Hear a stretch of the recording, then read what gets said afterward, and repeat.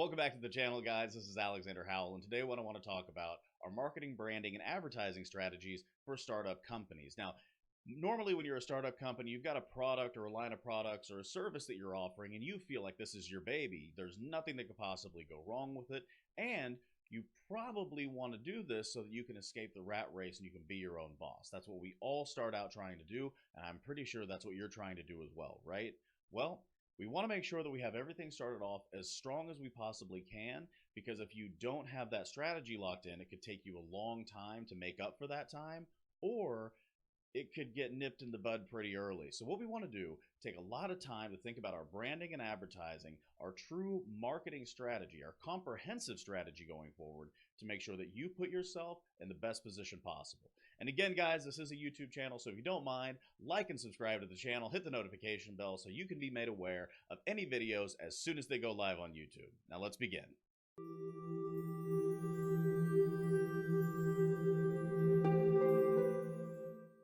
The first thing you want to do when you get into this step is make sure that you are not selling the comparison, you're selling the benefit of working with you. Now that might seem like you're splitting hairs here, but the fact of the matter is people don't want to hear about you being the true cheap play. If you do that, then you're going to have to eventually push past that once you get into a lot more business, because you don't always want to work for the cheapest thing. Now you might offer discounts in the beginning to make sure people come in, but you do not want to be the cheap play. You want to be the value play.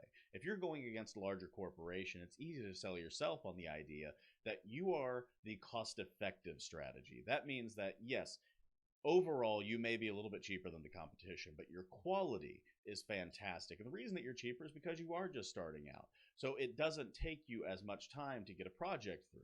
That doesn't mean you're cheaper. That means that you are able to devote yourself 100% to that client and make sure that they are given the best possible product, the best possible service that you can offer or that anybody else can offer.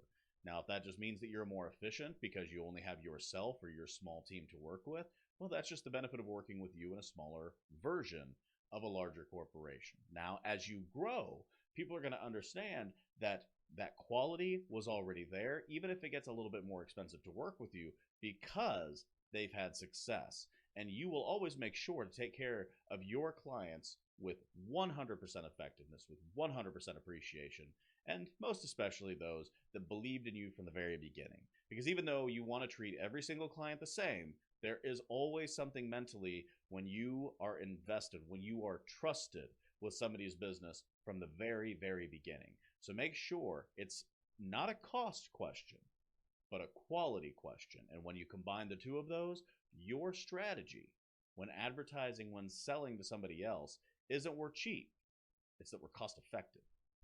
The next thing you want to consider is preemptive awareness. What is preemptive awareness? Well, that basically means that before your product comes to market, before you're actually selling the product, you're marketing and advertising the product. You see this a lot in Silicon Valley companies. A product may be in development, but it's still getting funding from different angel investors, from venture capital firms, because people who are aware of what it takes to create that business are investing in it even before it's being sold.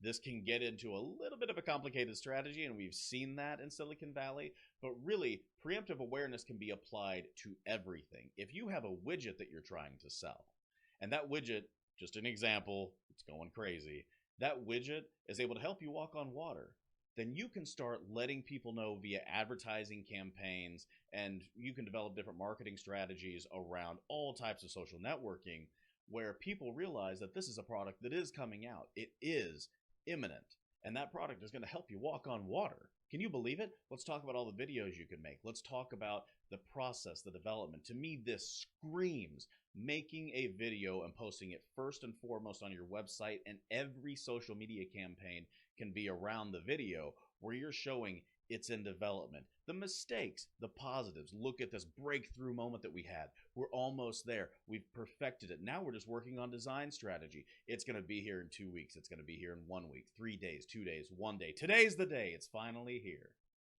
That is preemptive awareness. Making sure that whatever it is you're doing, your service, your product, is known before it ever goes live.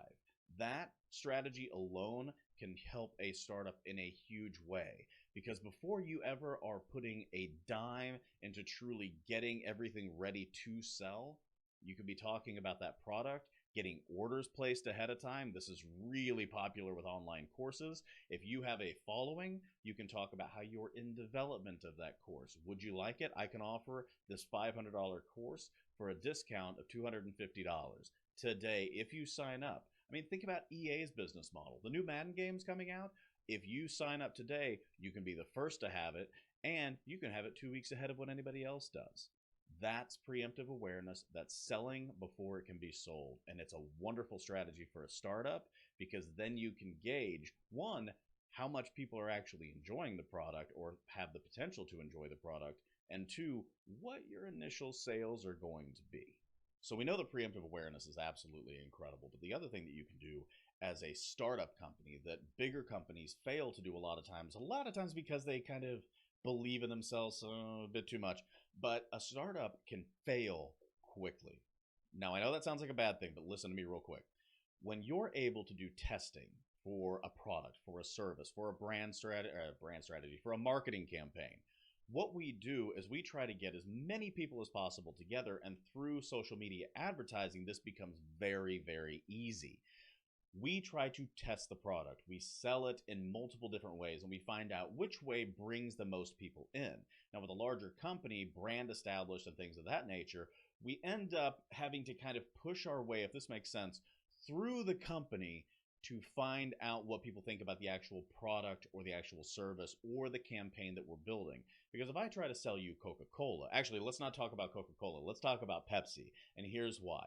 Pepsi is a brand that some people love, some people don't. But for the most part, if I say Pepsi or Coke, you have an immediate reaction. You know which one you trust more, right?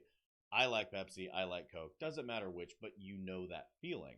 So if I just try to say, Pepsi's great, some people will say yes, some people will say no, and we'll move past it. But if I can push past that marketing, if I can push past that brand recognition, I can find out whether or not a campaign is going to work in my favor, in the company that I am representing's favor, much faster.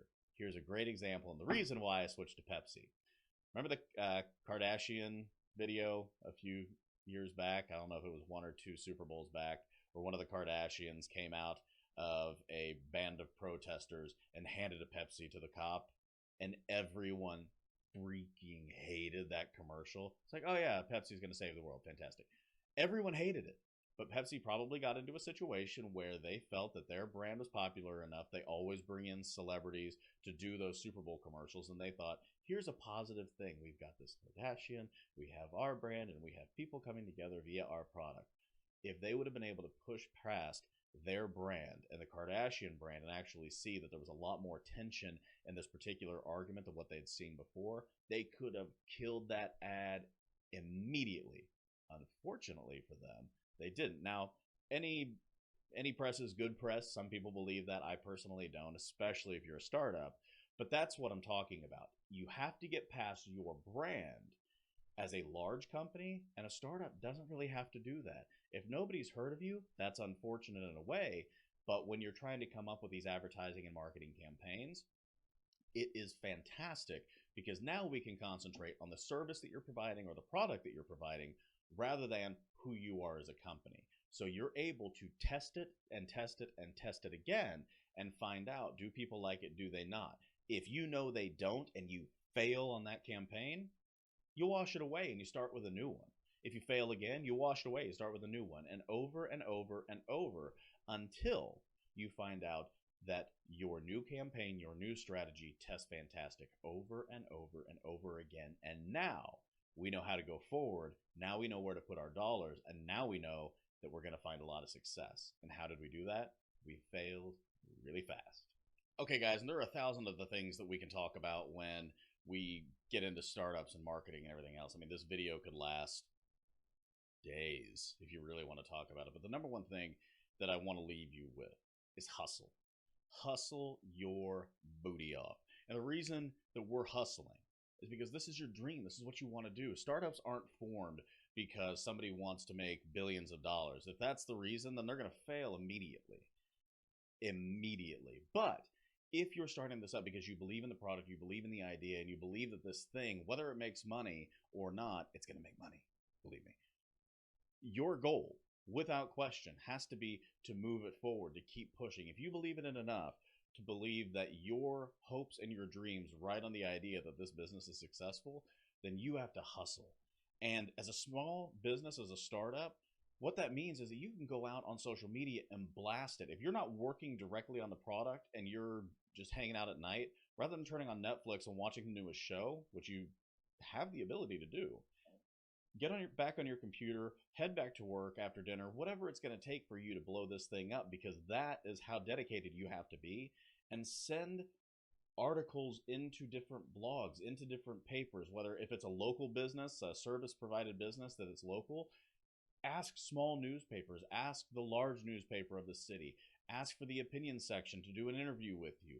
Get on Facebook and advertise, talk to your friends. Make sure that you are begging, borrowing, and not stealing, but, don't commit crime. Make sure that you're doing all of those things that are going to get you found as soon as possible. And the reason that I say as soon as possible is because time truly is of the essence when you're a startup. You cannot survive if you are failing for 5 years. You can't do that.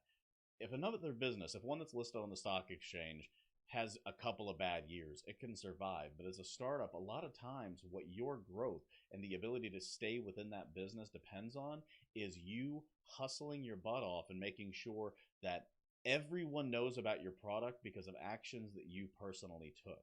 Now, in some places, and I hate to allude to it again, but in some places like Silicon Valley, some of that work is done for you with the people that are investing in you. If they know that a very popular angel investor or a very popular venture capital firm has invested in you, word's going to get around and your product or service might be known pretty quickly.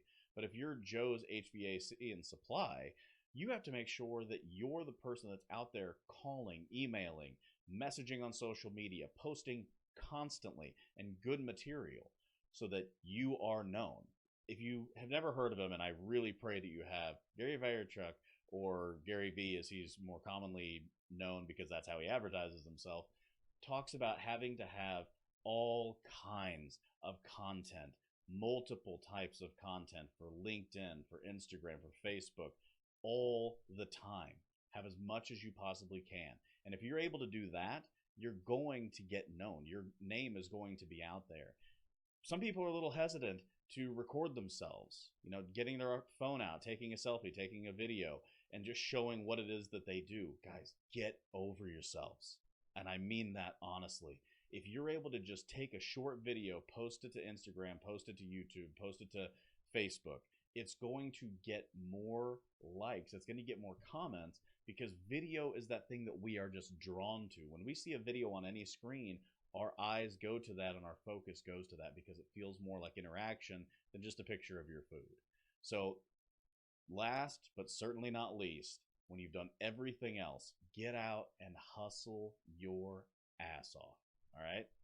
Well, that's the video, everybody. I hope you enjoyed it. Startups are a fun thing to do. If you're able to get out there and hustle and show your product, show your service, man, it's motivating everybody else to really see that because your actions inspire others, and I promise you that. I've seen it personally. I've done it personally, and I want you to be as successful as you can so that other people hear about your story and they're motivated to start their own work in order to get their dreams. So again, my name is Alexander Howell. Follow me on pretty much any social media, Instagram, Twitter, Snapchat, Twitch, and the like, at Alexander from KC. Go to my website, alexanderhowell.com, and follow my podcast, 10 Tabs Open, which is available on iTunes and Google Play.